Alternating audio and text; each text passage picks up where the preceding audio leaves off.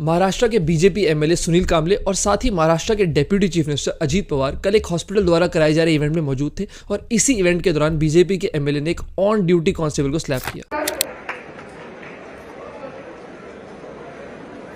और इन कांस्टेबल को स्लैप करने के लिए इन्हीं कांस्टेबल की कंप्लेंट के तहत इन बीजेपी के एमएलए पर एक एफआईआर रजिस्टर हो गई है। और ये एफआईआर अब किस सेक्शन में रजिस्टर हुई है इसी को समझेंगे हम इस वीडियो में। अब सबसे पहले यहाँ पर ये समझिए कि जो स्लैप किया गया है लीगली क्रिमिनल फोर्स की डेफिनेशन में आता है और ये डेफिनेशन आपको इंडियन पीनल कोड के सेक्शन 350 में मिल जाएगी। एंड इस डेफिनेशन के तहत अगर कोई व्यक्ति दूसरे व्यक्ति के अगेंस्ट फोर्स यूज करता है उस दूसरे व्यक्ति के कंसेंट के बिना उस दूसरे व्यक्ति के अगेंस्ट कोई ऑफेंस करने के लिए या उन्हें फियर या इंजरी या एनॉयंस कॉज करने के लिए, तो ये लीगली क्रिमिनल फोर्स की डेफिनेशन में आ जाता है। एंड क्योंकि इस पर्टिकुलर केस में जो क्रिमिनल फोर्स है वो एक पब्लिक सर्वेंट के अगेंस्ट यूज हुई है, तो यहाँ पर सेक्शन लगा है section 353 of the Indian penal code, जिसकी ऑल अक्रॉस इंडिया तो पनिशमेंट 2 साल की है, लेकिन महाराष्ट्र में 2018 में एक अमेंडमेंट हुई थी जिसके थ्रू इस मैक्सिमम पनिशमेंट को 5 साल तक की कर दिया गया है और साथ ही एक नॉन बेलेबल ऑफेंस है। महाराष्ट्र के बीजेपी एमएलए सुनील कांबले और साथ ही महाराष्ट्र के